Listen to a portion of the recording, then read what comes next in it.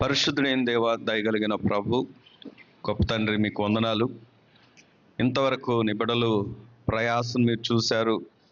వారు వేసిన ప్రతి నృత్యాలను, మరి అభినయ గీతాలను, అలాగే ప్రభువా మరి స్కిట్స్ను, అలాగే నాయన మీకు వందనాలు, స్తోత్రములు నాయన. దీని యొక్క ఏర్పాట్లు ప్రారంభం నుండి నాయన ఇప్పటి వరకు వర్షం పడుతున్నప్పటికీ, వాతావరణం ప్రతికూలంగా ఉన్నప్పటికీ అయ్యా మరి ఎక్కడ ఆగక నీ బిడ్డలు నాయన ఎంతో కష్టపడి మరి యొక్క దినము సమస్తాన్ని సమకూర్చారు ప్రభు. అందుని బట్టి మేము స్తుతిస్తున్నాం.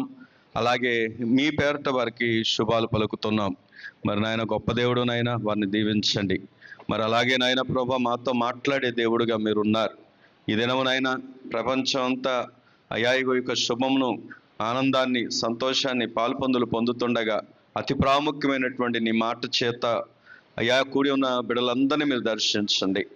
ఇంకా నీకు ఎవరు కూడా, నీకు దూరంగా ఉన్నవారు ఒక్కరు కూడా ఉండక, వారి హృదయాలు ఆ నిజమైనటువంటి క్రిస్మస్ ఆనందంలో నిలిచి ఉండులాగున నీ బిడ్డలందరినీ ఈ దినపు మాట చేత ఆశీర్వదించమని, మన నాన్నకు కూడా మీరు తోడుగా ఉండి నడిపించి మహిమ పొందమని సమస్త మహిమ మీకే చెల్లిస్తూ మా ప్రభువును రక్షకుడైన యేసుక్రీస్తు వారి యొక్క శ్రేష్టమైన నామంలో ప్రార్థించి స్తుతించి వేడుకుంటున్నాం మా పరమ తండ్రి, ఆమేన్. మనం అందరము మరి అన్నను ఆహ్వానిద్దాం, చప్పట్లు కొడుతూ వారి సమయాన్ని అప్పగిద్దాం.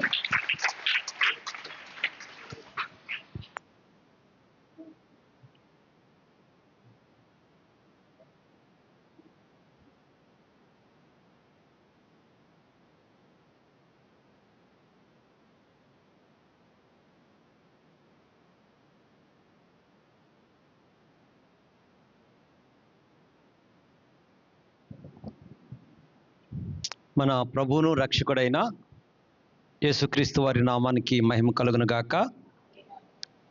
అలాగే దేవుడు కూడా నాకు చక్కటి అవకాశం ఇచ్చి మరి దైవజనులు మరి సతీష్ గారి ద్వారా ఇక్కడికి రావటానికి, ఈ రాత్రి కొన్ని మాటలు పంచుకోవటానికి మీరు నాకు ఇచ్చిన సమయాన్ని బట్టి కూడా దైవ సేవకులను బట్టి, అలాగే సేవకురాలను బట్టి, అక్కగారిని బట్టి మరి ప్రత్యేకంగా వందనాలు తెలియజేస్తూ ఉన్నాను.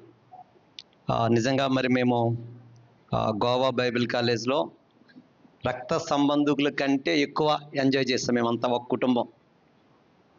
అటువంటి సహవాసం మరి సతీశంతో మరి కళతో మాకు మంచి సహవాసం ఉంది. మీకు మంచి దైవజనురాలని దేవుడు మీకు ఇచ్చాడు. నిజంగా మీరు చాలా ధన్యులు. ఈ రాత్రి నాకు ఒక మాట అనిపించింది. మీ జీవితంలో ఈ రాత్రి గుర్తుండే రాత్రిగా ఉండాలండి. ఎలా ఉండాలండి? ఒకటి గుర్తుండిపోవాలి జీవితంలో. నికోదేము యేసుప్రభు దగ్గరికి వస్తాడో, ఆ రాత్రి తన జీవితంలో గుర్తుండిపోయింది. కాబట్టి ఎన్నో క్రిస్మస్లు జరుపుకుంటున్నాం. ఈ క్రిస్మస్ మీకు గుర్తుండే క్రిస్మస్గా ఉండాలని మనం ఆశపడాలి, ప్రార్థించాలి. సాతానుడు చాలా రీతిలుగా పోరాడాడు. శక్తి కలిగిన ప్రభువు తన కృప చేత పరిస్థితులన్నిటినీ కూడా అనుకూలపరిచి ఇలాగా ప్రశాంతంగా మరి యొక్క మీటింగ్ జరగటానికి దేవుడు ఎంతగానో సహాయపడుతూ వచ్చాడు. నిజంగా దేవుడిని ఎంతగానో నేను స్తుతిస్తూ ఉన్నాను. ఈ యొక్క రాత్రికాల సమయంలో మత్తయి సువార్తలోంచి 1వ అధ్యాయము 21వ వచనాన్ని ఒకసారి నేను చదువుతాను, మీరు చాలా జాగ్రత్తగా వినాలి. మత్తయి సువార్త 1వ అధ్యాయము 21వ వచనాన్ని నేను చదువుతున్నాను. ఆమె ఒక కుమారుని కనును, తన ప్రజలను వారి పాపముల నుండి ఆయనే రక్షించును, కనుక ఆయనకు యేసు అని పేరు పెట్టుదు అనెను. తలలు వంచండి, చిన్న ప్రార్థన చేసుకుందాం. ప్రియమైన మా తండ్రి, జీవం కలిగిన ప్రభువా, మరొకసారి మీ నామం పేరట మేము మీ యొక్క సహాయాన్ని మేము కోరుకుంటున్నాం ప్రభువా. మీరు తృప్తిపరచకపోతే ఇక్కడున్న మేము ఎవ్వరం కూడా తృప్తిపరచలేం. మాట్లాడేది మీరే, హృదయాల్ని తెరిచేది మీరే, వెలిగించేది మీరే, బలపరిచేది మీరే ప్రభువా. మీ యొక్క సహాయాన్ని మేము కోరుకుంటూ ఉన్నాం.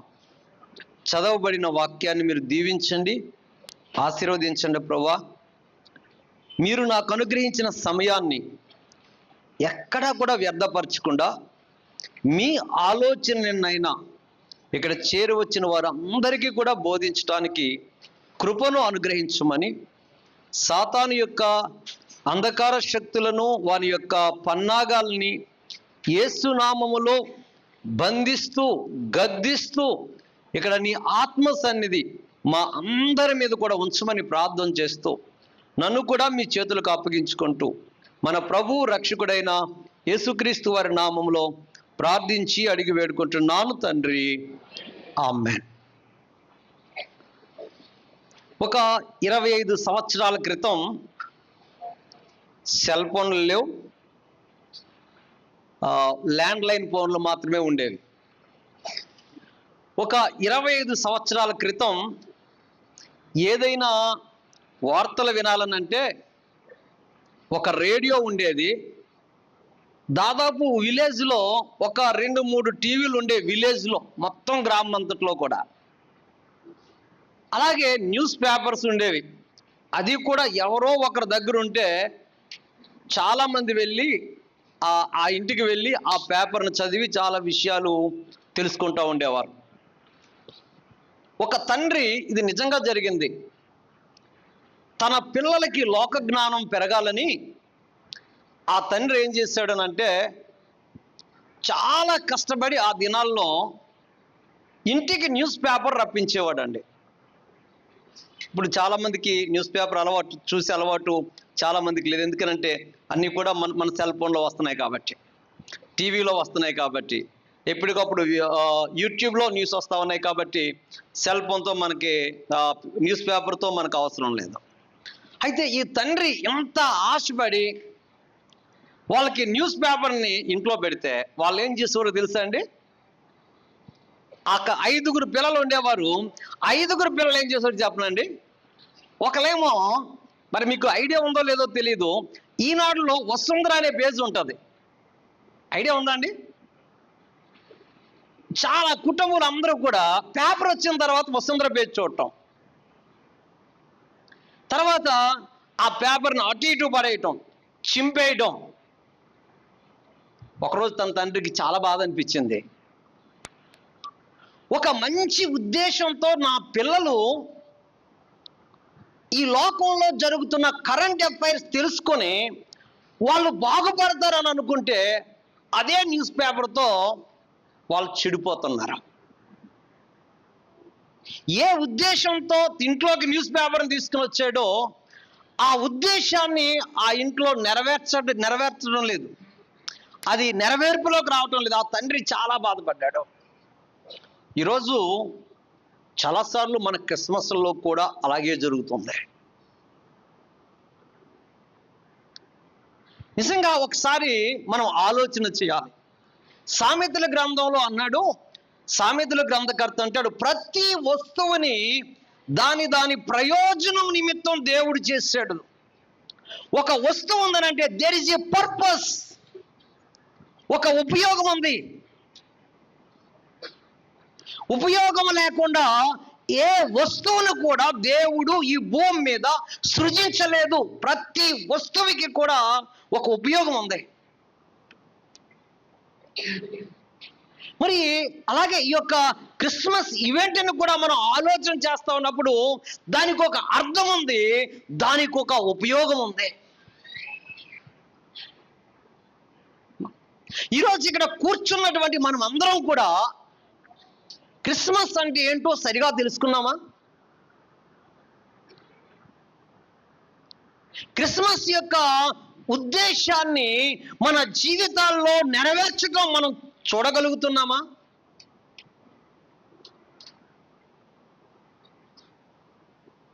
ఈ యొక్క రాత్రికాల సమయంలో నేను 3 విషయాలు మీకు చెప్పాలని ఆశపడతా ఉన్నాను. మొట్టమొదటిది ఏంటనంటే క్రిస్మస్ యొక్క అర్థం ఏంటి అసలేని. ఒక ఆయన ఇలా అన్నాడు, ఏమన్నాడు అంటే Christmas is a great investment to the world అన్నాడండి. క్రిస్మస్ అనేది మానవుల కోసం దేవుడు పెట్టిన ఒక గొప్ప పెట్టుబడి అంటండి. పెట్టుబడి ఎక్కడ పెడతాం? వ్యాపారాల్లో పెడతాం. ఎందుకు పెడతామంటే పెట్టుబడి? సరే, కొంచెం లాభం పొందుకోవాలి, కొంచెం సంపాదించుకోవాలి, కొంచెం స్థిరపడాలి. అలాగే దేవుడు కూడా ఒక ఇన్వెస్ట్మెంట్ చేశాడట అండి. ఆ ఇన్వెస్ట్మెంట్ ఎందుకనంటే మనుషులు బాగుపడాలి. ఆ ఇన్వెస్ట్మెంట్ ఏంటి అని అంటే దేవాది దేవుడే శరీరాన్ని ధరించుకొని ఈ లోకానికి వచ్చాడు. అది క్రిస్మస్ యొక్క అర్థం. క్రిస్మస్ అంటే ఏంటంటే దేవుడు శరీరాన్ని ధరించుకొని ఈ లోకంలోనికి ఆయన వచ్చాడు. చూడండి, ఆయన ఎంత దేవుడు అండి, ఒకసారి ఆలోచన చేయండి. అంత గొప్ప దేవుడు, మహోన్నతుడైనటువంటి దేవుడు, మహిమ కలిగినటువంటి దేవుడు, ప్రభావం కలిగినటువంటి దేవుడు, ఏ నరుడు కూడా ఆయన్ని చూడలేడు.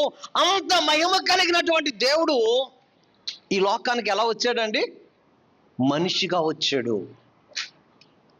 శరీరం ధరించుకుని ఆయన పుట్టాడు. ఆయన సో ఆయన పుట్టుక గురించి మనకు చాలా విషయాలు తెలుసు. చాలాసార్లు మరియ గురించి మాట్లాడుకుంటాం, యేసేపు గురించి మాట్లాడుకుంటాం, జ్ఞానుల గురించి మాట్లాడుకుంటాం, గొల్లల గురించి మనం మాట్లాడుకుంటాం. కొన్నిసార్లు వీటన్నిటి వెనకాల ఉద్దేశం ఏంటి? మొట్టమొదటి క్రిస్మస్ అని అంటే దేవుడు శరీరం ధరించుకొని ఈ లోకంలోనికి ఆయన వచ్చాడు. అది క్రిస్మస్ యొక్క అర్థం. మరి క్రిస్మస్ యొక్క ఉపయోగం ఏంటి అని కనుక మనం ఆలోచన చేస్తే, ఇందాక మనం చదివాం 21వ వచనంలో ఇలా ఉంది, ఆమె ఒక కుమారుని కనును, తన ప్రజలను వారి పాపముల నుండి ఆయనే రక్షించును. క్రిస్మస్ యొక్క ఉపయోగం ఏంటండి? మనుషులు రక్షణ పొందాలి. దేని నుంచి రక్షణ పొందాలి అమ్మా? పాపం నుంచి రక్షణ పొందాలి. సో యేసు ప్రభు ఈ లోకంలోకి ఎందుకు వచ్చాడనంటే తన ప్రజలను వారి పాపము నుండి రక్షించడానికి ఆయన ఈ లోకంలోనికి ఆయన వచ్చాడండి. సొలొమోను భక్తుడు ఇలా అంటాడు, పాపము చేయని వాడు ఎవ్వడునూ భూమి మీద లేడు. అమ్మా, పాపము చేయని వాడు ఎవ్వడను కూడా అంటే అర్థం ఏంటి తెలుసా? అందరూ పాపం చేసిన వారే, అందరూ పాపం చేస్తున్నటువంటి వారే. కొంతమంది కొంచెం పాపం చేస్తున్నారు, కొంతమంది అప్పుడప్పుడు పాపం చేస్తున్నారు, కొంతమంది ఇక్కడ పాపములో మునిగిపోయినటువంటి వాళ్ళు ఉన్నారు. అమ్మా, చిన్న చిన్న పాపాలు చేస్తున్న వాళ్ళు ఉన్నారు, పెద్ద పెద్ద పాపాలు చేస్తున్న వాళ్ళు ఉన్నారు, ఘోరమైన పాపాలు చేస్తున్నటువంటి వాళ్ళు ఉన్నారు, పాపములోనే మునిగిపోయినటువంటి వాళ్ళు ఉన్నారు. వాళ్ళు మనుషులందరూ కూడా దేంట్లో ఉన్నారని అంటే పాపంలో ఉన్నారు. బైబిల్ గ్రంథంలో పాపం ఈ లోకంలోనికి రాకముందు ప్రపంచం ఎంత బాగుందంటే చాలా బాగుంది. వాళ్ళకి అనారోగ్య సమస్యలు లేవు. అమ్మా, ఈరోజు ఎంతమందికి అనారోగ్య సమస్యలు అండి? అమ్మా, ప్రతి ఒక్కరికి అనారోగ్య సమస్యలే. నిజంగా కడుపులో ఉన్న బిడ్డకి అనారోగ్య సమస్య, పుట్టిన తర్వాత అనారోగ్యాలే, చనిపోయేంత వరకు అనారోగ్యాలే. కానీ మొట్టమొదట్లో దేవుడు సృష్టి చేసినప్పుడు there is no more ill health, అనారోగ్యం అనేది లేదు. నిజంగా దేవుడు మరి సృష్టిని చేసినప్పుడు ఆ సృష్టిలోనికి పాపం రాకమునుపు ఆదాము అవ్వల హృదయాలు ఎలా ఉన్నాయో తెలుసండి? చాలా బాగున్నాయి. అందుకంటే దేవుడు నరులను యథార్థవంతులుగా పుట్టించాడు. సో వారిలో మోసం లేదు, వారిలో కపడం లేదు, వారిలో వేషధారణ లేదు. సార్, చాలా ప్లెయిన్గా ఉన్నారు వాళ్ళు. ఈరోజు ఇక్కడ కూర్చున్న మనుషులు చాలా మంది వాళ్ళు అనుకుంటారు, వారు తప్పులు చేస్తానే నేను చాలా బాగున్నాను అనుకుంటారు. ఒక ఉదాహరణ నేను మీకు చెప్తాను, వినండి. చాలామంది ఏమనుకుంటామనంటే మనం తప్పులు చేస్తా కూడా నేను ఏమీ తప్పులు చేయలేదన్నట్లుగా చాలామందికి నీతి బోధలు మనం చేస్తూ ఉంటాం. ఒక యవనస్తులైన పిల్లోడు తన తల్లిదండ్రులని చాలా ఇబ్బంది పెడుతున్నాడంట. ఎంత ఇబ్బంది పెడుతున్నాడు అంటే చాలా ఇబ్బంది పెడుతున్నాడు. కాలేజీ ఏజ్లోకి వచ్చాడు, ఆ పిల్లోడి యొక్క నడతల్ని కనిపెట్టడం చాలా కష్టమైపోయింది. అన్ని అబద్ధాలే ఆడుతున్నాడు. క్లాస్ లేకపోయినా క్లాస్ ఉందని అంటున్నాడు, లేకపోతే ఫీజుకి అవసరం లేకపోయినా ఫీజులకి డబ్బులు పట్టుకుని వెళ్తా ఉన్నాడు. నిజంగా తల్లిదండ్రులని చాలా ఇబ్బంది పెడతా ఉన్నాడు. ఆ తండ్రికి ఒక ఆలోచన వచ్చిందట. ఏం ఆలోచన అంటే, ఒక రాబోట్ని తయారు చేసాడట. ఏంటండి రాబోట్? అదేంటనంటే వాడు ఏం చేశాడో, ఏ మనిషి ఏం తప్పు చేసినా చెప్పేద్ది అనమాట అది. అందుకనే వాళ్ళ నాన్న ఏం చేశాడనంటే ఒక రోబోట్ని పట్టుకొచ్చి ఇంట్లో పెట్టాడు. ఇంట్లో పెట్టిన తర్వాత సాయంకాలం ఈ తండ్రి చాలా హ్యాపీగా ఉన్నాడు. ఇక నా పిల్లోడు ఏ తప్పు చేసినా నాకు ఇంకా ఇబ్బంది లేదు, తెలిసిపోతుంది, ఇంకా వాడు నా దగ్గర నుంచి తప్పించుకోలేడు అని అనుకొని చాలా సంతోషంగా ఉన్నాడు. పిల్లోడు ఇంటికి వచ్చాడు. ఇంటికి వచ్చిన తర్వాత నాన్న అడిగాడు, రై ఎక్కడికి వెళ్ళావు అని అంటే, నాన్న క్లాస్ చాలా సార్ ఎక్కువ చెప్పారు, చాలా ఎక్స్ట్రా టైం తీసుకున్నారు, అందుకే ఆలస్యం అయింది అనేటప్పటికి ఆ రాబోట్ ఏం చేస్తుందనంటే నెత్తి మీద కొట్టింది. అబద్ధం ఆడతావా అని. ఈ లోపల అమ్మగారు వచ్చేసింది. ఆడవాళ్ళు ఎవరిని ఏమంటారండి? అమ్మగారు వచ్చేసింది. ఇప్పుడు ఎవరిని అంటుందో తెలుసా? వాడిది నీ పోలికే, వాడిది నీ బుద్ధి వచ్చింది. మా అమ్మా నాన్నల ఒక్క అబద్ధం ఆడటం కూడా నేర్పలేదు, నన్ను అంత జాగ్రత్తగా పెంచారనేటప్పటికి ఆ యొక్క రోబోట్ ఏమనుకుంటుందంటే వాళ్ళ అమ్మ నెత్తి మీద కొట్టిందంట. నువ్వు అబద్ధం ఆడలేదా? ఎన్ని అబద్ధాలు ఆడో?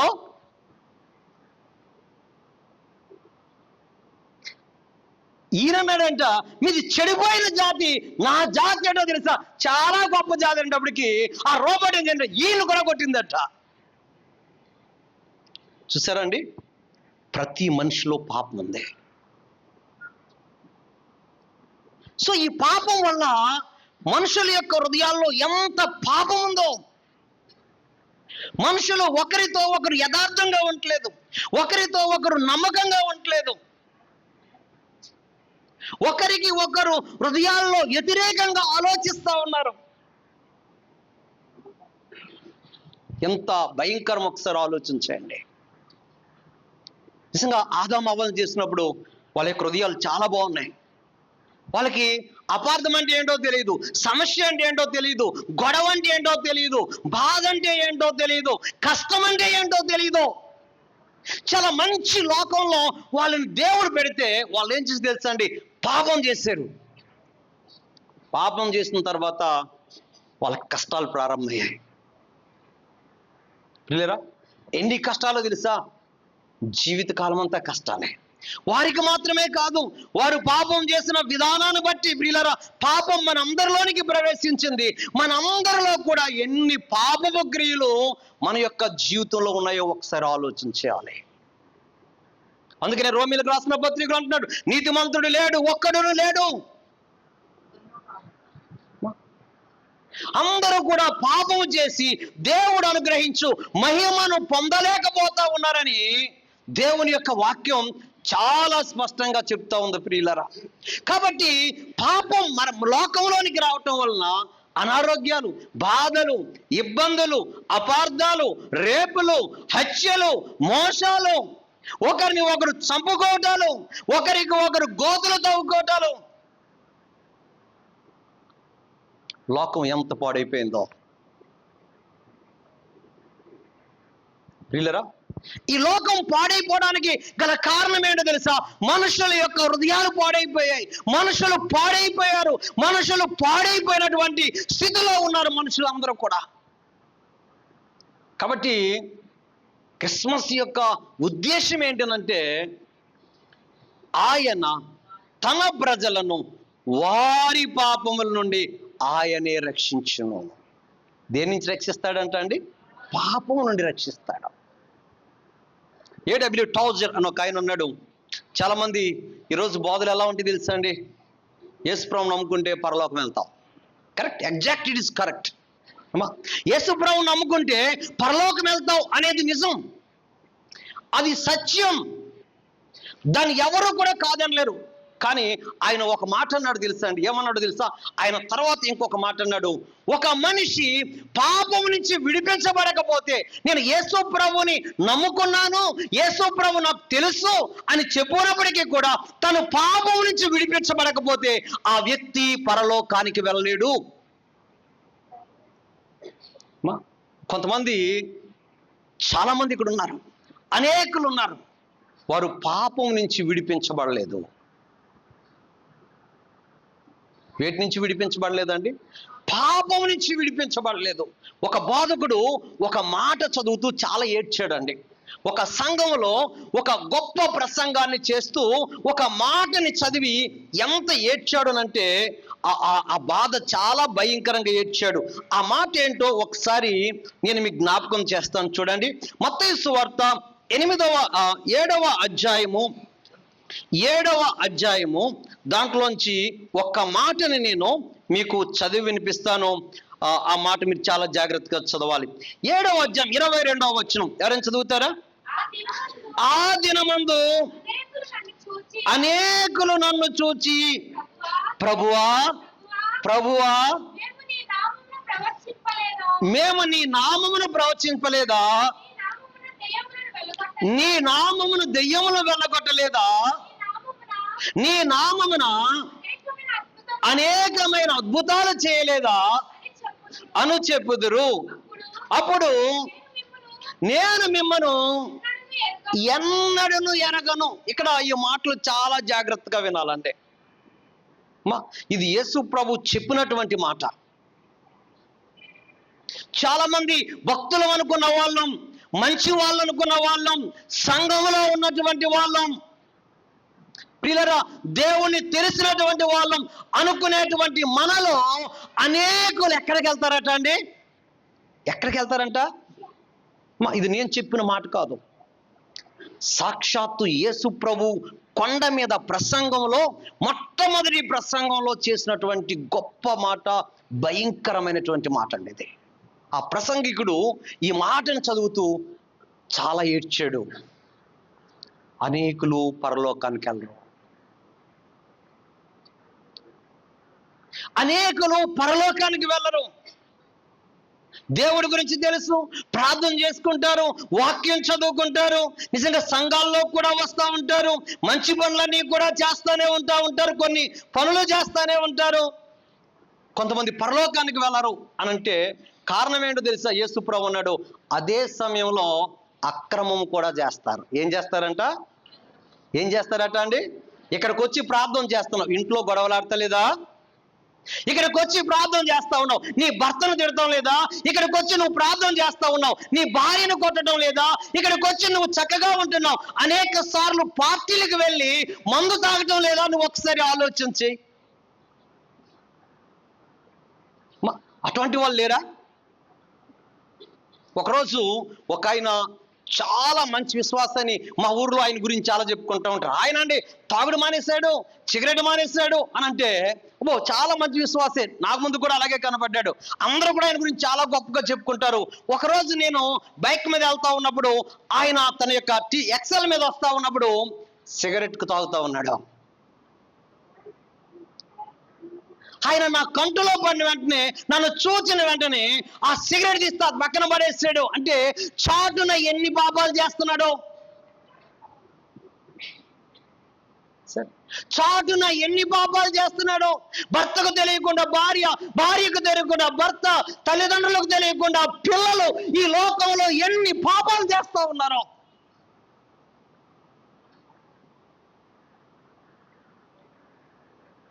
సార్, కాబట్టి మనం ఇక్కడ ఉన్నాం, కానీ ఏ పరిస్థితిలో ఉన్నది తెలుసండి? కొందరు పాపము నుంచి విడిపించబడలేదు. చూడండి, సామెతల గ్రంథంలోంచి ఒక భాగాన్ని ఈ యొక్క రాత్రికాల మనలో చదువుదాం. చూడండి, ఒక మాట సామెతల గ్రంథంలోంచి ఈ రాత్రికాల సమయం ఒక మాటని మనం చదువుదాం. ఆ మాటలు చదివినప్పుడు నాకు భయం అనిపిస్తూ ఉంటుంది, విశ్వాసుల్ని ఎంత జాగ్రత్తగా పరిశీలించాలో. సామెతల గ్రంథం 5వ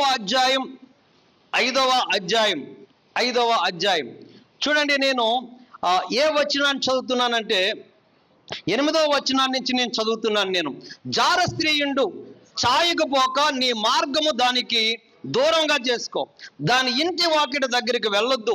వెళ్ళిన ఎడల పరులకు నీ యవ్వన బలమును, క్రూరులకు నీ జీవిత కాలాన్ని ఇచ్చివేస్తావు.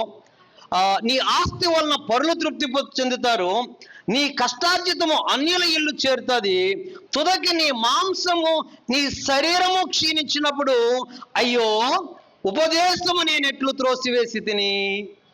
అమ్మా, కొంతమంది ఎప్పుడు దాకా పాపం చేస్తారంట చెప్పండి, వచ్చిన భాగం మూలన పడేదాకా పాపం చేస్తారు. కొంతమందికి బుద్ధి కలగడం లేదు, కొంతమందికి బుద్ధి కలగడం లేదు, మూలన పడే వరకు పాపం చేస్తారు. నువ్వు అనుకుంటున్నావు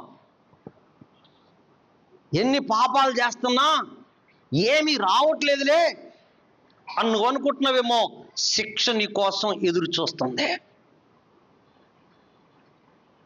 దేవుడు నీకు ఇంకా కృపిస్తున్నాడు, ఆ కృపలో నువ్వు సరి చేసుకుంటావేమో అని ప్రభు ఆశపడతా ఉన్నాడు. ఒక రోజు ఆయన ముగిస్తాడు, జాగ్రత్త, ఆ రోజు చాలా దెబ్బతింటావు. చూడండి, ఈయన మూలన పడిపోయినప్పుడు, మాంసం అంతా క్షీణించిపోయినప్పుడు, నిజంగా ఎముకలు కనబడతా ఉన్నప్పుడు ఆ రోజు బాధపడుతున్నాడు. చూడండి ఏమని బాధపడుతున్నాడు చూడండి, 12వ వచనం, అయ్యో ఉపదేశము నేను ఎట్లు త్రోసివేసి తిని. అమ్మా, నిజంగా అన్నగారు చెప్తున్నారు, అక్కగారు చెప్తున్నారు, మరి తల్లిగారు చెప్తున్నారు, అనేక మంది సేవకులు వస్తా ఉన్నారు, దేవుడు మీతో మాట్లాడుతూ ఉన్నారు. మీరు ఏం చేస్తున్నారో తెలుసా? ఉపదేశాన్ని ఏం చేస్తున్నారండి? త్రోసివేస్తున్నారు. సో నేను ఇలాగే మాట్లాడతాను, ఇలాగే ఉంటాను, ఇలాగే చేస్తాను నేను. No change. ప్రియులరా, జీవితంలో నో చేంజ్. ఇక్కడ నేను మీ అందరికీ చాలా సాఫ్ట్గా కనబడచ్చు. నేను కనుక రక్షించబడకపోతే నా భార్య ఒక్క క్షణం కూడా నాతో కాపురం చేయదు. తెలుసా, నేను అంత మూర్ఖుణ్ణి, నేను చాలా మూర్ఖుణ్ణి. సో నా తల్లి సరైన కూర లేదనుకో గిన్నె విసిరేవాడిని. ఓకే, నా తండ్రి కోపడ్డాడు అనుకో ఆయన మీద కోపం ఇచ్చి నేను చావుకు కూడా వెనకాడే, నేను చచ్చిపోతాను అనేవాడిని నేను.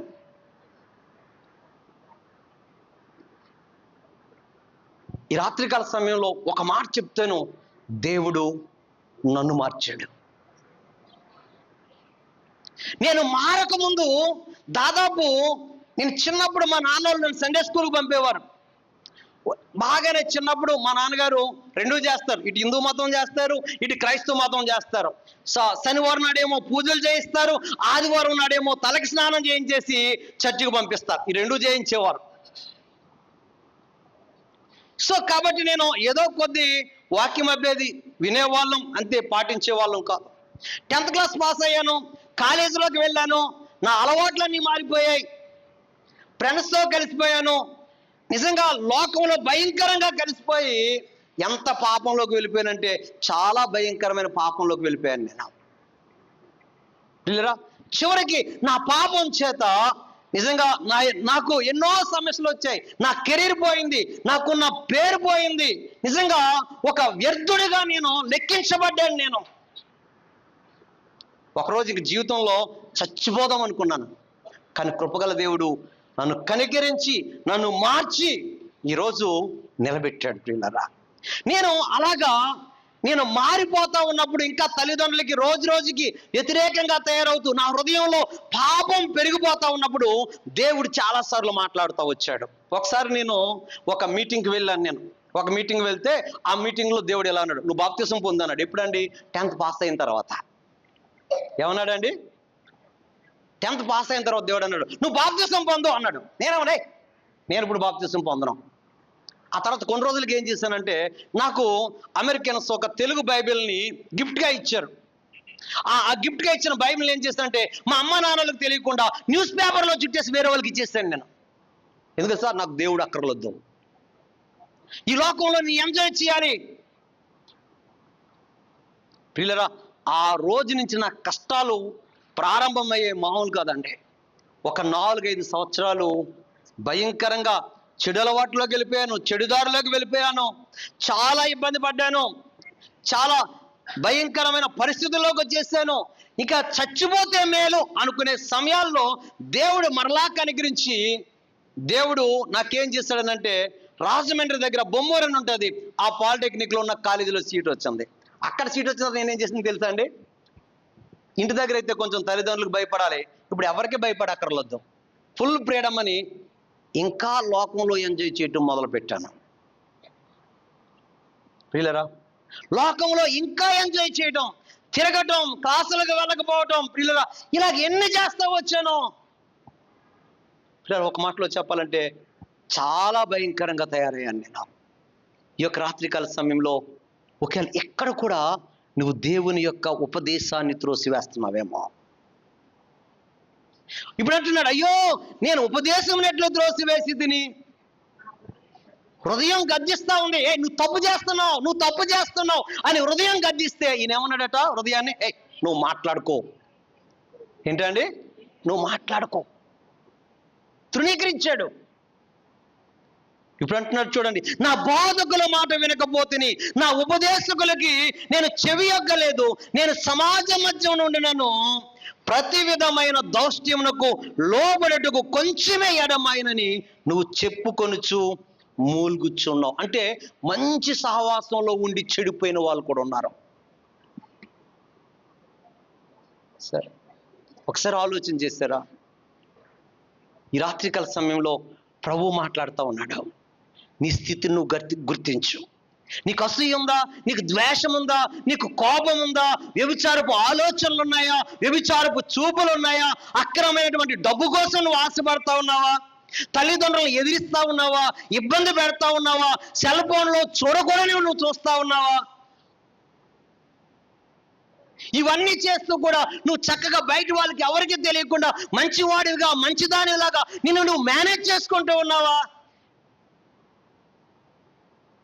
జాగ్రత్త, దేవుని యొక్క శిక్ష ఉంది. ఈ రాత్రి ప్రభు మనల్ని హెచ్చరిస్తా ఉన్నాడు. చూడండి, పక్షవాయు వ్యక్తిని యేసుప్రభు దగ్గర తీసుకొచ్చినప్పుడు యేసుప్రభు ఒక మాట అంటాడు, నా కుమారుడా, చెప్పండి, నీ పాపములు క్షమించబడ్డాయి. నీ పాపమును బట్టి ఈ రోగం వచ్చింది, నీ పాపమును బట్టి ఈ బాధ వచ్చింది, నీ పాపమును బట్టి ఈ కష్టం వచ్చింది. చాలా మంది అంటారు, చాలా ప్రార్థన చేస్తున్నాను, చాలా దేవుని మందిరానికి వస్తా ఉన్నాను, చాలా చేస్తున్నాను నేను, నా ప్రార్థన దేవుడు ఎందుకు వినట్లేదు? అప్పుడు దేవుడు అంటాడు, మరి నువ్వు పాపం చేయటం మానలేదు కదా. ఈ రాత్రికాల సమయంలో నీలో ఉన్న పాపాన్ని గుర్తించు. నిజంగా పాపములో ఎంత దిగజారిపోతా ఉన్నావో, పాపములో ఎంత భయంకరంగా ఉన్నావో, లోకంలో ఎలా రోజు రోజుకి క్రమంగా నువ్వు కలిసిపోతా ఉన్నావో, ఈ రాత్రికాల సమయంలో నీ యొక్క హృదయ స్థితిని నువ్వు గుర్తించి ఈ రాత్రికాల సమయంలో. అందుకనే రక్షణ, పాపం నుంచి రక్షించబడటం అనేది ఈ రాత్రికాల సమయంలో మన యొక్క హృదయాల్లో జరగాలి. నిజంగా అంత భయంకరంగా జీవించిన వ్యక్తిని నేను యేసుప్రభువుని నమ్ముకున్న తర్వాత మా అమ్మోళ్ళు అందరికీ చెప్తారు, ఇప్పుడు దేవుని నమ్ముకున్నాక మా వాడు చాలా మారిపోయాడండి. వాళ్ళకి భయం పోయింది, ధైర్యం వచ్చింది. ఆ తర్వాత నేను సేవలో రాత్రింపగళ్ళు ఎక్కడికి వెళ్ళి వస్తా ఉన్నా చాలా మంది అన్నాడు, ఎక్కడికి వెళ్తున్నాడు అన్నకని, మా అబ్బాయి దేవుని సేవకి వెళ్తున్నాడు, ఇప్పుడు దేవునిలో ఉన్నాడు, మాకు భయం లేదు అని చెప్పి. నిజంగా దేవుడు నా యొక్క హృదయాన్ని ఎంత మార్చాడు. ఈ యొక్క రాత్రికాల సమయంలో దేవుడు అదే మాట్లాడుతూ ఉన్నాడు. ఆయన ఎందుకు వచ్చాడంటే, ఈ లోకంలోనికి వచ్చింది తన ప్రజలను వారి పాపం నుండి విడిపించటానికి, రక్షించటానికి. ఈ రాత్రికాల సమయంలో బైబిల్ గ్రంథంలో కొంతమంది ఉన్నారు, వారి పాపాలని ఎలా తెలుసుకున్నారు, ఎలా గ్రహించుకున్నారు, ఎలా విడిచిపెట్టారు, ఎలా ప్రభు కోసం జీవించారు అనే విషయాలు కనుక మనం చూస్తూ ఉంటే బైబిల్ గ్రంథంలో నిజంగా లూకా సువార్త 19వ అధ్యాయంలో మనందరికీ తెలిసినటువంటి విషయమే, జక్కయ్య అనేటువంటి ఒక వ్యక్తి ఉంటాడండి. నిజంగా అతను ఎంత భయంకరమైనటువంటి వ్యక్తో, డబ్బు మీద చాలా వ్యామోహం కలిగిన వ్యక్తి, విలువలు లేనటువంటి వ్యక్తి, డబ్బు కోసం నిజంగా మనుషుల్ని చాలా బాధ పెట్టేటువంటి వ్యక్తి. అయితే ఆ వ్యక్తికి యేసుప్రభుని చూడాలనిపించింది. నిజంగా అతడు పొట్టివాడు అయినప్పటికీ కూడా యేసు ప్రభువును చూడాలనుకున్నాడు. మేడి చెట్టు ఎక్కాడు, యేసు ప్రభువును చూడటానికి ప్రయత్నిస్తా ఉన్నాడు. యేసు ప్రభువే ఆ మేడి చెట్టు దగ్గరికి వచ్చాడు. జక్కయ్య దిగిరా అన్నాడు.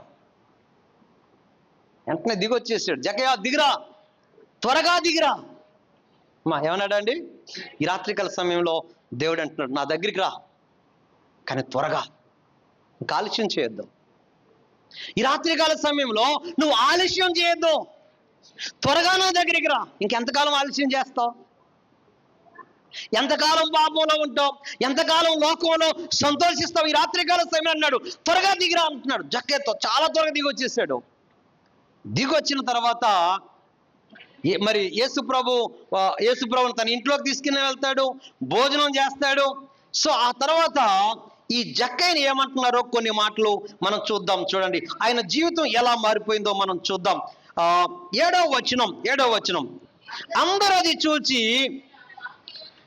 ఈయన పాపి అయిన మనుషుని యొద్ద బస చేయ వెళ్ళనని చాలా సనుక్కొండ్రి. నిజంగా జక్కయ్య ముఖం మీదే సనుక్కుంటున్నారు. అమ్మా, మొదటి యేసు ప్రభువునండి, ఈయనేంటి ఈ ఘోరమైన పాపి ఇంటికి వెళ్తున్నాడు? ప్రియులారా, ఈరోజు మనం అక్కడ ఆలోచన చేద్దాం. నిజంగా అలాగ ఒకేలా మనల్ని ఎవరైనా ముఖం మీద తిట్టారనుకోండి, ఎలా ఉంటుంది చెప్పండి? అమ్మా, ముఖం మీద తిట్టండి ఎట్లా ఉంటుంది చెప్పండి? ఎంత కోపం వస్తుంది అమ్మా, ఎంత కోపం వస్తుంది. చూడప్పుడు జక్కయ్య అంటున్నాడు, చూడండి, జక్కయ్య నిలవబడి, ఇదిగో ప్రభువా, నా ఆస్తిలో సగము బీదలకు ఇచ్చుచున్నాను.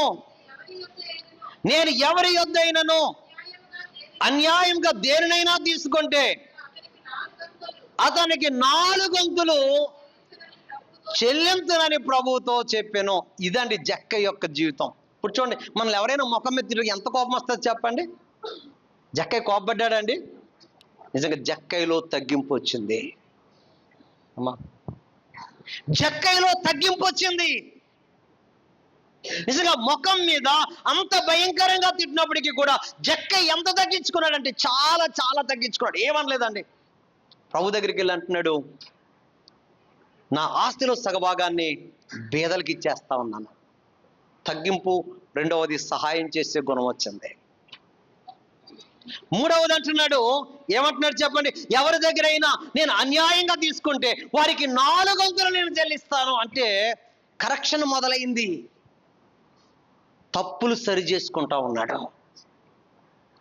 ప్రియులారా, ఇది పాపం నుంచి విడిపించబడటం అంటే.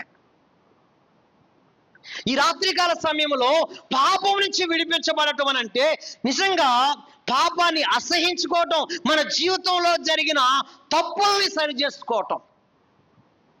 యేసు ప్రభు చనిపోయిన తర్వాత, తిరిగి లేచిన తర్వాత, ఒక 20 సంవత్సరాల తర్వాత, మరి 40 నుండి 320వ సంవత్సరం వరకు క్రైస్తవుల పైన చాలా శ్రమలు వచ్చాయి.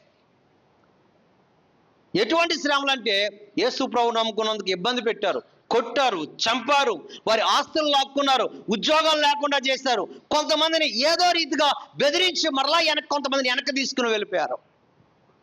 ఒకరోజు ఒక యవనస్తుని తీసుకుని వెళ్ళారు. వాళ్ళకి బాధ అనిపించిందంట, చాలా మందిని చంపేస్తా ఉన్నాం యేసు ప్రభు నమ్ముకున్నందుకు, ఈ యవనస్తుని చంపకూడదులే, ఈ యవనస్తుని మన వైపు తిప్పుకుందామని వాళ్ళు మరలా ప్రయత్నం చేశారు. లోకంలోనికి లాగేసుకుందాం అని ప్రయత్నం చేశారు. ఇది నిజంగా జరిగింది. కాబట్టి అక్కడ ఉన్నటువంటి గవర్నర్ ఏమన్నాడనంటే, ఇతడు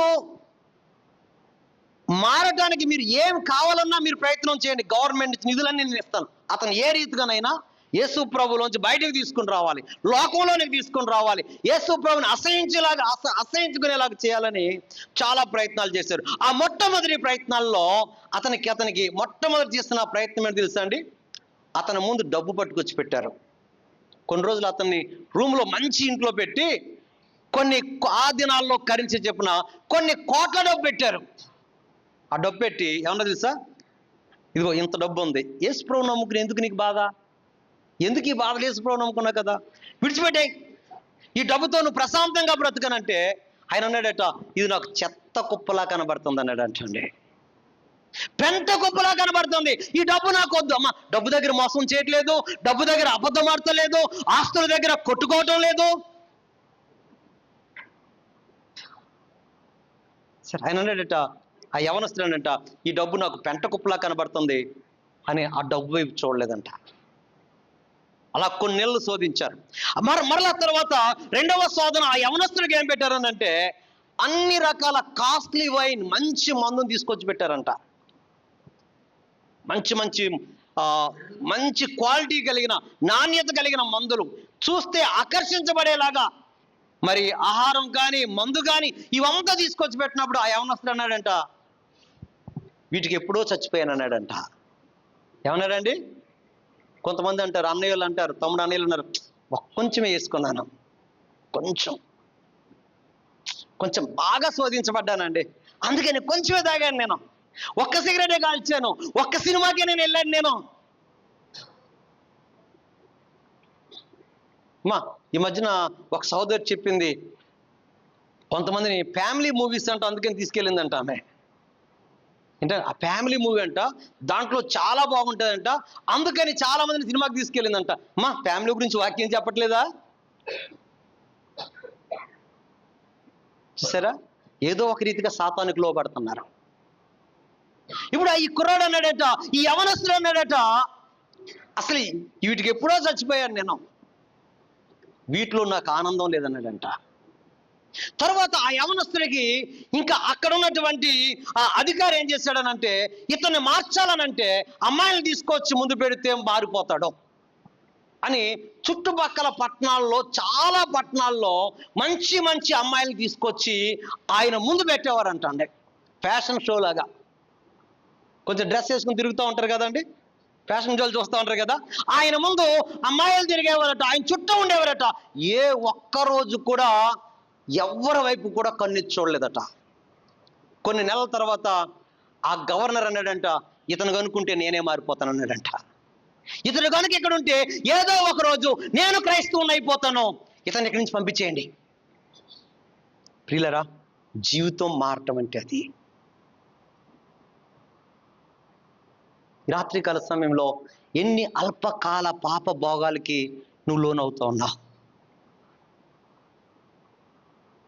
అందుకని యేసుప్రభు అన్నాడు, యేసుప్రభు శిష్యులు తన దగ్గరికి వచ్చి ఒక మాట అంటాడు, మాలో ఎవడు గొప్పవాడనంటే, యేసుప్రభు ఏమంటాడు చెప్పనండి, మీరు మార్పు నొంది పసిబిడ్డల వంటి వారైతేనే కానీ దేవుని రాజ్యములో మీరు ప్రవేశించలేరు.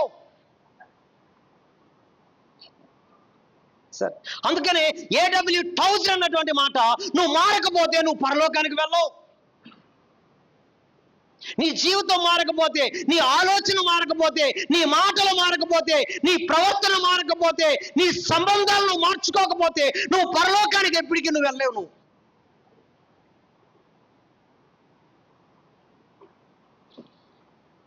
అందుకనే రక్షణ అనంటే ఏంటో తెలుసండి, పాపము నుండి విడిపించబడటం. ఈ రాత్రికాల సమయంలో అటువంటి కార్యం నీలో జరిగిందా?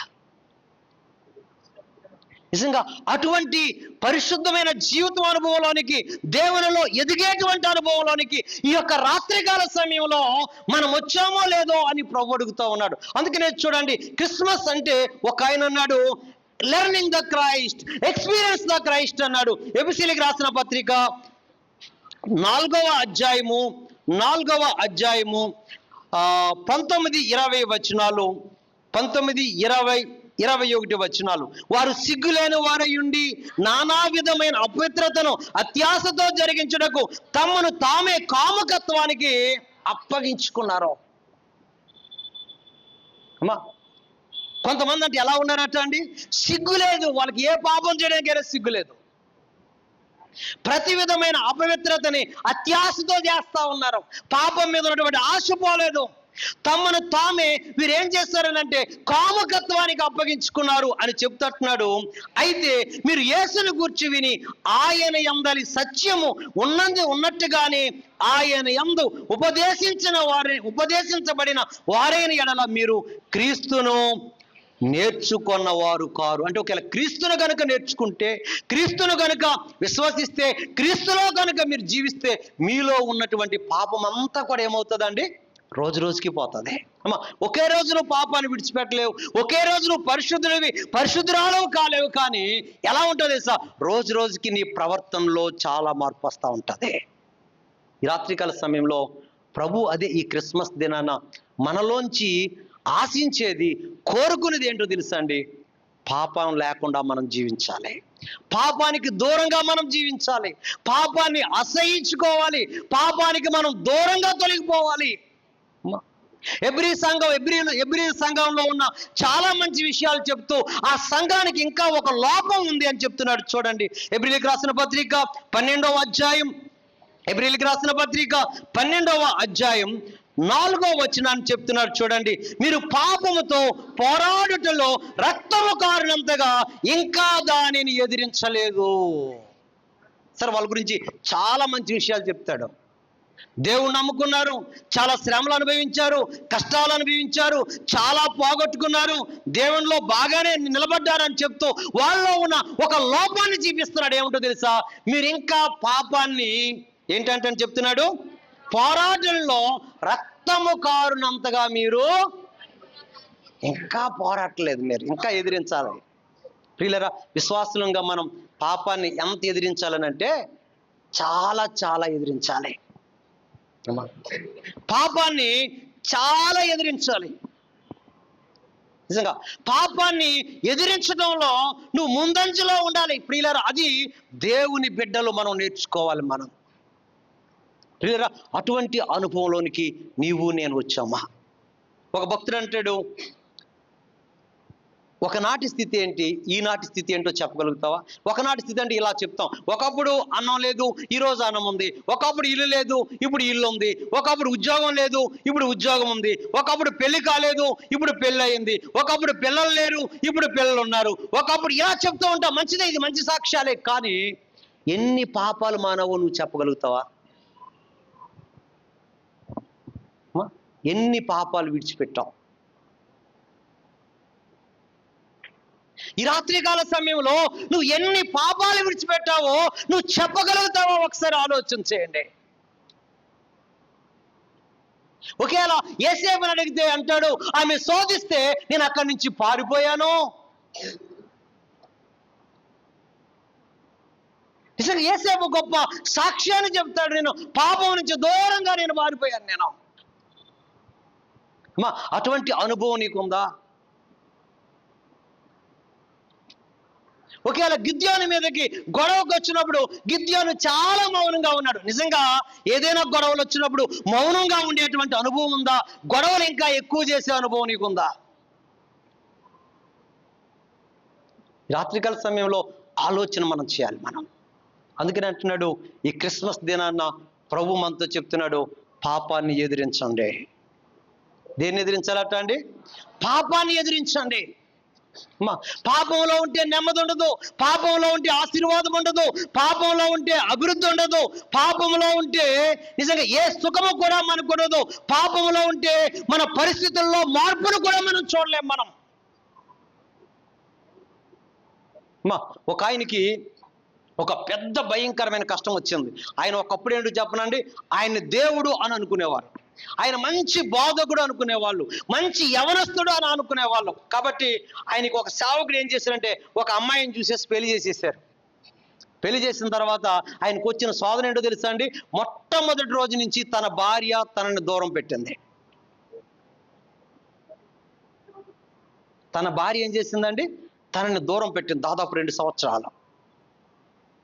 పాపం ఈయన చర్చికి వెళ్తున్నాడు, వాక్యం చదువుకుంటున్నాడు, ప్రార్థన చేసుకుంటా ఉన్నాడు, ఉపవాసాలు చాలా ఉంటున్నాడు.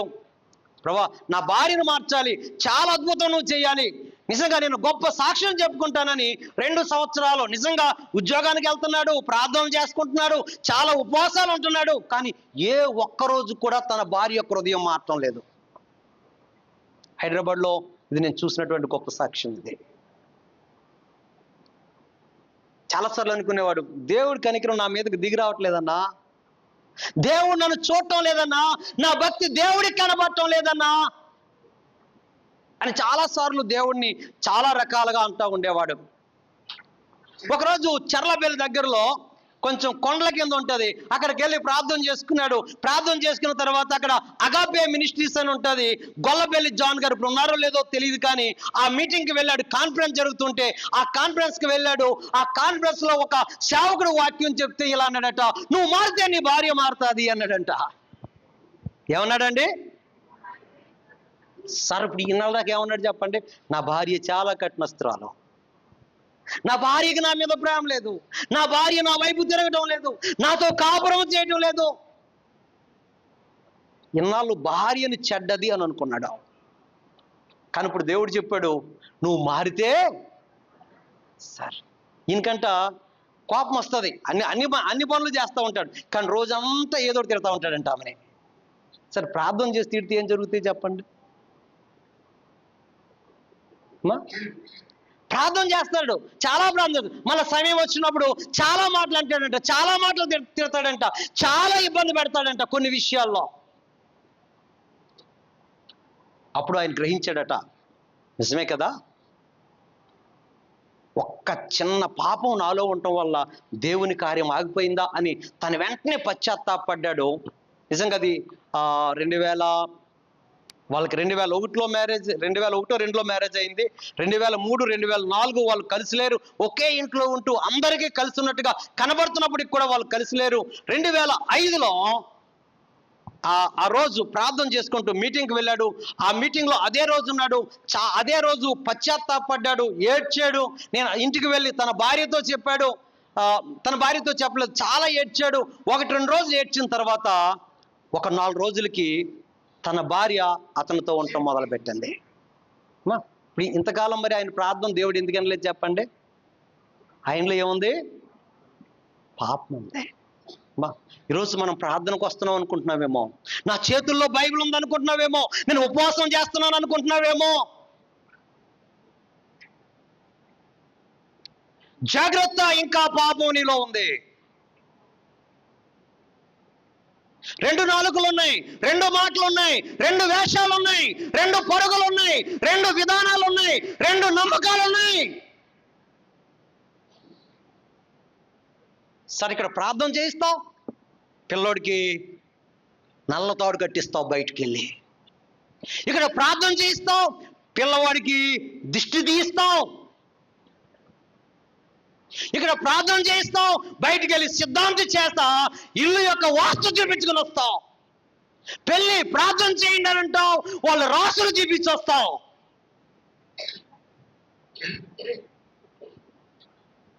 సార్ చెప్పండి, ఇవన్నీ మనం చేయట్లేదా సార్? చాలా మంది ఇటువంటి పాపాలు మనలో మనం చేయట్లేదంటారా? ఒక్కసారి మీరు ఆలోచన చేయండి రాత్రికాల సమయంలో. నిజంగా మొదట్లో చెప్పినప్పుడు ఆ తండ్రి పేపర్ తీసుకొస్తే వాళ్ళు సరిగా ఉపయోగించకపోతే ఆ తండ్రి ఎంత బాధపడ్డాడో, ఈ దినాన నీ యొక్క విషయంలో, నా యొక్క విషయంలో దేవుడు అదే బాధపడుతున్నాడేమో. పౌలు అంటాడు తెస్సలోనిక సంఘానికి చూస్తుంటాడు, గలతీ సంఘానికి అంటాడు, మీలో మరలా స్వరూపం ఏర్పడేంత వరకు కూడా, క్రీస్తు స్వరూపం ఏర్పడేంత వరకు కూడా నాకు చాలా వేదన కలుగుతూ ఉంది. సార్ మన మార్పు ఎందుకు వెళ్ళాలంటే, ఒకరోజు సాధు సుందర్ సింగ్ గారు హిమాలయాల్లో ఒక ఇంటికి వెళ్ళినప్పుడు ఏం జరిగిందో తెలుసా అండి? ఆ తలుపులు కొడతాడైనా వాళ్ళ ఇంట్లో అమ్మాయి వచ్చి తలుపు తీసి ఏమంటో తెలుసా? అమ్మా, యేసుప్రభు మన ఇంటికి వచ్చాడమ్మా. వాళ్ళమ్మంటది, యేసుప్రభు ఎప్పుడో చచ్చిపోయాడు కదే. చచ్చిపోయాడని వాళ్ళే చెప్తారు, యేసుప్రభు వచ్చాడంటే ఏంటి? ఆ తర్వాత వాళ్ళు యేసుప్రభు నమ్ముకున్న తర్వాత ఆ కుటుంబంది సాధు సుందర్ సింగ్ ఆయన మాటలు, ఆయన విశ్వాసంలో, ఆయనలో ఎవరు కనపడ్డారట? యేసు ప్రభు కనపడ్డాడు. నీలో క్రీస్తు స్వరూపం రావాలి. దేవుని ప్రేమ, దేవుని సాత్వికం, దేవుని తగ్గింపు, దేవుని నీతి, దేవుని న్యాయం, దేవుని యొక్క పరిశుద్ధత, ఇవన్నీ మనకు రావాలి. ఈ రాత్రికాల సమయంలో వాటిని మనం ప్రభు దగ్గర సంపాదించుకోవాలి. అందుకనే ఈ రాత్రికాల సమయంలో ప్రభు ఎందుకు వచ్చాడు అంటే, తన ప్రజలను వారి పాపం నుండి ఆయనే రక్షించును. నీ భర్తను నువ్వు మార్చలేవు, నీ భార్యను నువ్వు మార్చలేవు, నీ పిల్లలను నువ్వు మార్చలేవు, మనల్ని మనం ఎవరూ కూడా మార్చుకోలేము మనం. సార్, చాలా మంది మార్చుకోవడానికి ప్రయత్నం చేస్తున్నారు, మీరు మార్చుకోలేరు. దేవుని యొక్క వాక్యం చెప్తుంది. చిరుతపులి తన శరీరం మీద ఉన్న మచ్చల్ని మార్చుకోగలదా? ఇథియోపియా దేశం వాడు చాలా నల్లగా ఉంటాడు, తన రంగును మార్చుకోగలడా? సార్, మీ పాపాన్ని మీరు మార్చివేసుకోలేరు, మీ పాపాన్ని మీరు తీసివేసుకోలేరు, మీ అంతటా మీరు పరిశుద్ధులుగా మారలేరు. మీరు పరిశుద్ధులుగా మారాలంటే, పాపం మీ యొక్క హృదయంలోంచి పోవాలనంటే, నీవు, నీ భర్త, నీ పిల్లలు మారాలనంటే ఒకే ఒక మార్గం. 2000 సంవత్సరాల క్రితం శరీరం ధరించుకుని వచ్చిన యేసు ప్రభు దగ్గరికి వస్తే నీ పాపం మారిపోతుంది. కొన్నిసార్లు దేవుడి దగ్గరకు వచ్చి యథార్థంగా ఒప్పుకోవాలి, ప్రభా పాపంలో పడిపోతున్నాను, పాపాన్ని జయించలేకపోతున్నాను, నా వల్ల కాదు ప్రభా, నన్ను క్షమించు ప్రభా, నాకు నూతన హృదయం దయచే ప్రభా అని ఎవరైతే ప్రభువు మీద ఆధారపడతారో నిజంగా దేవుడు వారిని మారుస్తూ ఉంటాడు. అందుకనే పాపం నుంచి రక్షించబడాలి, పాపాన్ని ఎదిరించాలి. 3వ మాట, క్రీస్తు యొక్క స్వరూపము మనలో కనబడాలి. అంటే స్వరూపం అంటే క్రీస్తు యొక్క లక్షణాలు నీలో కనబడాలి. ఒక దేశంలో ఒక చర్చిని కూలగొట్టడానికి గవర్నమెంట్ వాళ్ళు, ముస్లిం కంట్రీస్లో కూలగొట్టడానికి నోటీసులు పంపారు, చాలా నోటీసులు పంపారు. వీళ్ళు ప్రార్థన చేస్తూనే ఉన్నారు. ఒక సమయం వచ్చింది, ఆ చర్చిని కూలగొట్టేశారు. కూలగొట్టేటప్పుడు చర్చిని కూలగొడితే ఎంత బాధ అనిపిస్తుంది చెప్పండి. అక్కడ పాస్టర్ గారు ఉన్నారంట, విశ్వాసులు అందరూ ఆవేశపడుతూ ఉంటే, మీరు ఎవరు ఆవేశపడద్దు, మీరు ఎవరు కోపపడద్దు అని ఆ పాస్టర్ గారు చెప్పారంట. ఎవరైతే కూలగొడుతున్నారో వాళ్ళందరికీ నీళ్ళు ఇవ్వండి, వాళ్ళందరికీ టిఫిన్ ఇవ్వండి, వాళ్ళందరికీ భోజనాలు పెట్టండి, వాళ్ళకి ఏం కావాలో మీరు ఇవ్వండి అని పాస్టర్ గారు చెప్పారంట. మా ఏ పాస్టర్ గారు అలా చెప్తారో చెప్పండి. సో వాళ్ళు అదే చేశారంట. సో చర్చి కూలగొట్టేశారు, వెళ్ళిపోయారు. ఎవరైతే కూలగొట్టించాలని ఇదంతా చేయించాడో ఆ రాత్రి నుంచి ఆయన నిద్ర పట్టలేదంట. సార్, మేము ఇంత కీడు చేస్తే మాకు ఎంత మేలు చేస్తున్నాడు ఏంటి దేవుడు, మాకు ఇంత మేలు చేశారేంటి, మమ్మల్ని ఒక్క మాట అనలేదు, నీళ్ళు ఇచ్చారు, అన్నం పెట్టారు, టీ ఇచ్చారు, కాఫీ ఇచ్చారు, మా చేతులకి నీళ్ళు ఇచ్చారు, ఇంత ప్రశాంతంగా ఎలా ఉండగలిగారు? ఆ తర్వాత 3 సంవత్సరాల తర్వాత ఒక 5 ఎకరాల ల్యాండ్లో ఆయన ఒక మందిరాన్ని ఆయనే కట్టాడంట.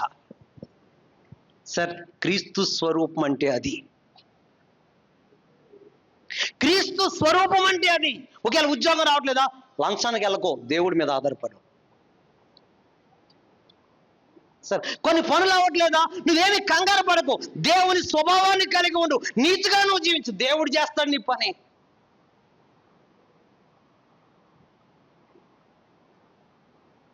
నిజంగా ఒక్కసారి మనం ఆలోచన చేయండి. అందుకనే నా స్వభావంలో అంత మార్పు తీసుకురా ప్రభా. నిజంగా నువ్వు మారినప్పుడు ఇంకా అద్భుతాలు చూస్తావు. కొద్ది మార్పుకే ఇన్ని అద్భుతాలు చూస్తున్నావే, నువ్వు నిజంగా మారితే నీ జీవితంలో రాబోయే సంవత్సరాల్లో ఎన్ని మార్పులు చూస్తావు, ఎన్ని అద్భుతాలు చూస్తావో, ఎన్ని కార్యాలను చూస్తావో ఒక్కసారి నువ్వు ఆలోచన చేయి. నువ్వు యోవేలు గ్రంథం మధ్యలో పశ్చాత్తాపంతో ప్రారంభమవుతుంది. పశ్చాత్తాపంతో ప్రారంభమైన తర్వాత దేవుడు అంటాడు, నేను ఆ పీడ పురుగులను తీసేసాను, ఆ పసర పురుగులను తీసివేశాను, ఆ గొంగల పురుగులను తీసివేశాను, ఆ మిడతలను పంపించేశాను అంటాడు. తెగుళ్ళన్నీ పోయాయి. సెకండ్ దేవుడు అంటాడు, మళ్ళా కడవరి వాన తొలకరి వాన కురిపించాడు, పంటలు పండాయి. 3వది దేవుడు అంటాడు సమృద్ధి ఇచ్చాడు. 4వది అదే అధ్యాయంలో ఉంటుంది, మీ పసర పురుగులు తినివేసిన, మిడతలు తినివేసిన, గొంగల పురుగులు తినివేసిన ఆ సంవత్సరాల పంట అంతా కూడా నేను రికవరీ ప్రారంభమవుతుంది. ఆమేన్ చెప్పడమ్మా, ఆమేన్. నీలో పశ్చాత్తాపం ప్రారంభమైతే దేవుడు నిన్ను ఎలా నిలబెట్టాలో అలా నిలబెడతాడు. సరే, నీ స్థితి నువ్వు సరిగా గుర్తించు, గ్రహించుకో. నేను యోవేలు గ్రంథం మీద న్యూ ఇయర్ కోసమని మా సంఘాన్ని సిద్ధపరుస్తూ ఉన్నాను. నేను యెహోషువ గ్రంథం 1వ అధ్యాయం కూడా చెప్తున్నాను, అదే సమయంలో యోవేలు గ్రంథం కూడా చెప్తున్నాను. యెహోషువ గ్రంథంలో నాయకుడు లేచి నిలబడతాడు, ప్రజలు లోబడతారు. ప్రజలు లోబడిన తర్వాత ఏం జరుగుతాయి చెప్పండి? మొట్టమొదటి అద్భుతం, యొర్దాను నీళ్ళన్నీ రాశిగా నిలిచిపోతాయి. రెండవ అద్భుతం చెప్పండి, యెరికో గోడలు కూలిపోతాయి. ఆ తర్వాత చూడండి ఎన్ని రాజ్యాల్ని యెహోషువ జయిస్తాడో ఒకసారి ఆలోచన చేయండి. చివరికి ముసలివాడైన కాలేబు కూడా జయిస్తాడు. మా నీలో సరైన పశ్చాత్తాపం రావాలి. జాన్ మెకార్థర్, మేము ఆయన కాలేజీలోనే మేము చదువుకున్నాం. ఆయన ఒకే ఒక మాట అంటాడు, అమ్మా సందుల్లో బండి తిప్పాలంటే, బండి నడపాలంటే ఎంత కష్టం అండి అమ్మా. 5 నిమిషాల్లో వెళ్ళే ప్రయాణం అరగంట పడుతుందేమో, గంట పడుతుందేమో. అదే మీరు హైవే మీద వెళ్ళాలనుకోండి, ఎలా ఉంటుంది చెప్పండి అమ్మా. నిజంగా అరగంట ప్రయాణం కూడా 5 నిమిషాల్లో వెళ్ళిపోతారు. నేను ఈ మాట ఎందుకు చెప్తున్నాను తెలుసా? ఆయన ఇలాగన్నాడు, పశ్చాత్తాపం అనేది హైవే లాంటిది అంటండి. ఏంటంటే హైవే లాంటిది. చూడండి, ఇప్పుడు మేము వారధి దగ్గర బండి తీసుకున్నాం అనుకోండి, గుంటూరు ఎన్ని నిమిషాలు వెళ్ళిపోతాం మేము? ఒక 20 నిమిషాలు 30 నిమిషాలు వెళ్ళిపోతాం. అదే ఇరుకుల్లోంచి వెళ్ళాలని ఎంత పడుతుందండి? గంటన్నర పడుతుంది. నీలో పశ్చాత్తాపం ఆలస్యమైంది అనుకోండి, దేవుని కార్యం కూడా ఆలస్యం అవుతుంది. నీలో పశ్చాత్తాపం ప్రారంభమైంది అనుకోండి, దేవుని కార్యం కూడా నీలో ప్రారంభమవుతుంది. అందుకని రాత్రికాల సమయంలో ప్రభువు మనల్ని కోరుకుంటా ఉన్నాడు, నా దగ్గరికి రండి, పశ్చాత్తాపడండి, మీ పాపాన్ని గ్రహించండి, నా దగ్గర ఒప్పుకోండి. నేను ఎందుకు వచ్చానంటే పాపము నుండి నేను రక్షించడానికి వచ్చాను. ఒకేలా నీ పాపం ఎవరికీ చెప్పుకోకపోవచ్చు, పాపంతో ఎంత పోరాడుతున్నావో, ఎంత సతమతమవుతున్నావో నీకు తెలుసు. నీ పాపాన్ని ప్రభువు దగ్గర ఒప్పుకుంటే ప్రభు నీ జీవితాన్ని మారుస్తాడు. ఒకేలా విశ్వాసివా, దేవుణ్ణి నమ్ముకున్నావా, అయినా పాపంలో పడిపోతా ఉన్నావా, దేవుణ్ణి అడుగు. దావీదు ఒకే ఒక ప్రార్థన చేస్తాడు. ఏమంటాడు చెప్పండి? నా నూతనముగా నా అంతరంగములో స్థిరమైన మనసు పుట్టించు ప్రభువా. కొన్నిసార్లు స్థిరంగా ఉంటున్నాను, కొన్నిసార్లు పడిపోతున్నాను, నాలో స్థిరత్వం లేదు. దేవా, స్థిరమైన మనసు పుట్టించు ప్రభువా, స్థిరమైన మనసు పుట్టించు ప్రభువా. ఈ రాత్రికాల సమయంలో ఆ ప్రార్థన చేసుకుందాం. దేవుడు అట్టి కృప మనకు అనుగ్రహించును గాక. ఆమేన్. తల్ల వంచండి, ఒక్క నిమిషం ప్రార్థన చేసుకుందాం. తల్ల వంచండి. ఈ రాత్రికాల సమయంలో ఒక్క ప్రార్థన చేసుకుందాం. ఎవరు కదలొద్దు, 1-2 నిమిషాలు మాత్రమే. దేవుడు నీతో నాతో చాలా విషయాలు మాట్లాడి ఉంటాడు.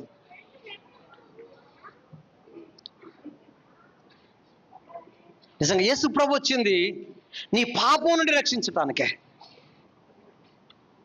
నువ్వు పాపాన్ని ఒప్పుకున్నావా? పాపాన్ని విడిచిపెట్టావా? ఇంకా పాపంలోనే కనుక జీవిస్తుంటే దేవుడు అంటున్నాడు, నా మాట విను, నా మాట విను, ఇక పాపం చేయొద్దు, నా మాట విని అని రాత్రికాల సమయంలో దేవుడు చెప్తా ఉన్నాడు. ఈ రాత్రికాల సమయంలో ఆయన మాట విని నీ పాపాన్ని ఒప్పుకొని ప్రభు దగ్గర విడిచిపెడతావా? ఒకవేళ రక్షించబడ్డావు, సంతోషమే. ఒకవేళ ఇంకా పాపంలో పడిపోతున్నావా, ఇంకా పాపాన్ని జయించడం లేదా, ఇంకా కొన్ని పాపాలు నీ జీవితంలో అలాగే ఉన్నాయా? ఇందాక మనం చూసాం, మనం నిజంగా దేవుడి వైపు సంపూర్ణంగా తిరిగితే ఎన్ని అద్భుతాలు జరుగుతాయో. ఈ రాత్రికాల సమయంలో ప్రభు వైపు తిరుగు. నీ దగ్గర ఉన్న, ఇంకా నీలో ఉన్న ప్రతి పాపాన్ని ఒప్పుకో. ప్రభువా, ఈ పాపం నుంచి నేను విడిపించబడాలి, ఈ పాపం నుంచి నేను బయటపడాలి, నేను పరిశుద్ధుని అవ్వాలి, ఈ పాపం నాలోంచి తీసివేయి ప్రభువా.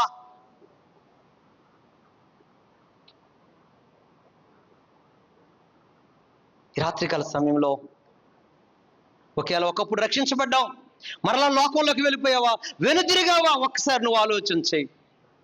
ఈ రాత్రికాల సమయంలో నువ్వు పడిపోయి ఉంటే, ఒకే లోకంలోకి మరలా వెళ్ళిపోయి ఉంటే, నీ జీవితాన్ని నాశనం చేసుకుని ఉంటే, ఈ రాత్రికాల సమయంలో దేవుడు నిన్ను పిలుస్తా ఉన్నాడు, నా యొద్దకు తిరిగి రా అని పిలుస్తా ఉన్నాడు. ఈ రాత్రికాల సమయంలో ఆయన దగ్గరకు నువ్వు వస్తావా? ప్రార్థన చేసుకుందాం.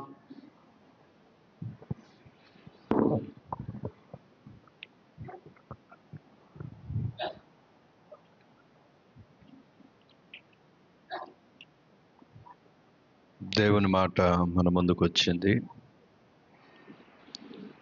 నీవు నేను ఎలా ఉన్నామో ప్రభు ఎరిగిన వారు సేవకులను నడిపించి ఈ క్రిస్మస్ నీ జీవితంలో ఆనందంగా చిరస్థాయిగా నిలిచిపోవడానికి ఎటువంటి అనుభవం ఉంటే దీవించబడతామో దేవుడు దాసుల ద్వారా మాట్లాడి ఉండగా ఒక ఉపకోలు ప్రార్థన మనం చేసుకుందాం. మన కొరకు దైవ సేవకురాలు ఆత్మీయ తల్లి ప్రార్థన చేస్తారు. వారు వచ్చి ప్రార్థన చేస్తారు. అందరి కొరకు వారు ప్రార్థన చేస్తారు. ప్రార్థన చేసుకుందాం. ఓపికతో, సహనంతో, ప్రేమతో దేవుని వాక్యం వినడానికి వాతావరణం ఎంతో చలిగా లేనప్పటికీ కూడా ప్రియా దేవుని బిడ్డ ఆశించిన నీ ఆశ భంగము కానేరదు. ప్రభు మనతో మాట్లాడారు. పాపులను రక్షించుటకు క్రీస్తు లోకమునకు వచ్చాడు. ఆయన ప్రభు అయిన యేసు క్రీస్తు రక్షకుడు. వాక్యం నమ్మదగినది, పూర్ణ అంగీకారానికి యోగ్యమై ఉన్నదని అపోస్తుడైన పౌలు చెప్తున్నాడు. ఈ రాత్రి వేళ తన దాసులు నిలబడి మనతో మాట్లాడారు. ఈ రాత్రి నిన్ను నువ్వు పరీక్షించుకొని, నిన్ను నీవు దేవునికి అప్పగించుకొని, మనలో ప్రతివారు మనల్ని మనం పరీక్షించుకొని ప్రభువుకి అప్పగించుకున్నట్లయితే 4 సంవత్సరములు తినివేసిన పంట, అది మిడతల, చీడ పురుగుల, గొంగళ పురుగుల, పసర పురుగుల, అది ఏదైనప్పటికీ కూడా అది మరలా నీకు ఇస్తున్నాని దేవుడు మాట్లాడారు. నువ్వు అభివృద్ధిలోనికి రాబోతున్నావు. నిత్య ఆశీర్వాదంలోనికి రాబోతున్నావు. ఆరోగ్యంలోకి రాబోతున్నావు. సంతోషంలోనికి రాబోతున్నావు. నెమ్మదిలోనికి రాబోతున్నావు. సమాధానంలోనికి రాబోతున్నావు. నిత్యానందభర్తురాలు భర్తుడు అవబోతున్నావు. నీవు నీ ఇంటి వారు తిని తృప్తి నొందినట్లుగా పశ్చాత్తాప హృదయం నీకు కలిగి ఉండు. పశ్చాత్తాప హృదయంతో నువ్వు వెళ్ళు. పాప క్షమాపణతో నువ్వు వెళ్ళు. ఈ రాత్రి నా రక్షకుడు నీ హృదయంలో పుట్టి ఉన్నాడని నువ్వు గుర్తించి, ఇక నాకు పాప భయం లేదని, రోగ భయం లేదని, మరణ భయం లేదని, మరణాఛాయల్లో ఉన్న వారికి అదిగో వెలుగు ప్రకాశించింది. ఈ రాత్రి తన దాసుల ద్వారా మనతో మాట్లాడారు. ప్రేమగల తండ్రి, గొప్ప వర్తమానం నా కొరకే సందేశం నాయన, మా కొరకే నాయన. మీ దాసులు ఇంకా ఘనంగా బలంగా నీ కృపామ కీర్తి కలిగినట్లుగా వాడుకోండి. ఈ చిన్న మందని ప్రేమించి మరో రాత్రి వేళ మా కొరకు మీ దాసులను అప్పగించారు. వారిలో ఉండి మీరు మాతో మాట్లాడారు. విత్తబడిన ప్రతి విత్తనం నాయన ప్రతి హృదయంలో నూరంతలుగా ఫలింపు దయచేసి, పాయచాత హృదయాలు కలిగి పాపము నుండి పోయిన క్షమాపణ నుండి అయ్యా ఇదిగో నాయన నూతన బలము కలిగిన వారుగా, నూతన శక్తి కలిగిన వారుగా, నూతన కృప కలిగిన వారుగా మేమందరం ఉండులాగా నీ కృప దయచి ప్రేమించిన అర్పణను దీవించి ఆశీర్వదించండి. అభినయ గీతాలతో బిడ్డలు ఎంతో సంతోషభరితులుగా ప్రజల్ని నాయన సంతోషపెట్టారు. వారిని బట్టి, వారి తల్లిదండ్రులు బట్టి, వారిని ఎందుకో ఎంతగానో నాయన ఆ రీతిగా ప్రోత్సహించిన సేవకురాలు నాయన వారి టీచర్స్ని బట్టి కృతజ్ఞతలు చెల్లిస్తున్నాం. వారి తల్లిదండ్రులు బట్టి కృతజ్ఞతలు చెల్లిస్తున్నాం. ఆ చిన్న బిడ్డను బట్టి కృతజ్ఞతలు చెల్లిస్తున్నాం తండ్రి. ముఖ్యంగా నాయన ప్రతి సంవత్సరం ఇదిగో మొట్టమొదటిగా నాయన ఈ యొక్క క్రిస్మస్ ఆరాధనకి అయ్యా ఇదిగో నీ దాసురాలు రంగమ్మ గారిని జ్ఞాపకం చేసుకుంటున్నాం. తన భర్త, తన అల్లుళ్ళు నాయన ఇదిగో తండ్రి మొదట పలహారం వారు చెంది ఇవ్వడానికి సిద్ధపాటు నాయన నా తండ్రి బిడ్డలందరూ ఆ పలహారం తీసుకొని వెళ్ళడానికి నీ కృప దయచి తండ్రి. ఇదిగో రేపు జరగబోతున్న నాయన 25 ఆరాధన ఆయన క్రమంగా మర్యాదగా ఘనంగా ఆది అంతా మీరుండి జరిగించి మీ నామనికే మహిమ పొందుకోమని మరొకసారి కూడి ఉన్న ప్రతి బిడ్డను నాయన కుటుంబాలను ఎవరి బిడ్డలను ఎంతో రేయం పగలు ప్రయాసయ్య. ఎవరి బిడ్డలు వారు బలమే ఇస్తున్నారా, ధనమే ఇస్తున్నారా, సమయమే ఇస్తున్నారా అయ్యా వారిని జ్ఞాపకం చేసుకో తండ్రి, జ్ఞాపకం చేసుకో. ఇంకా సంపూర్ణమైన నాయన నాణ్యమైన భక్తి వారిలో ఉండినట్లుగా నీ కృపని నాయన ఉన్నట్టుకు నీ కృప దయచేయమని ప్రార్థన చేస్తూ సమస్త మహిమా ఘనత ప్రభావాన్ని మీకు అర్పిస్తూ నజరేయుడిని యేసు నామమున అడిగి వేడుకొని పొందున్నాం పరమ తండ్రి. ఆమేన్.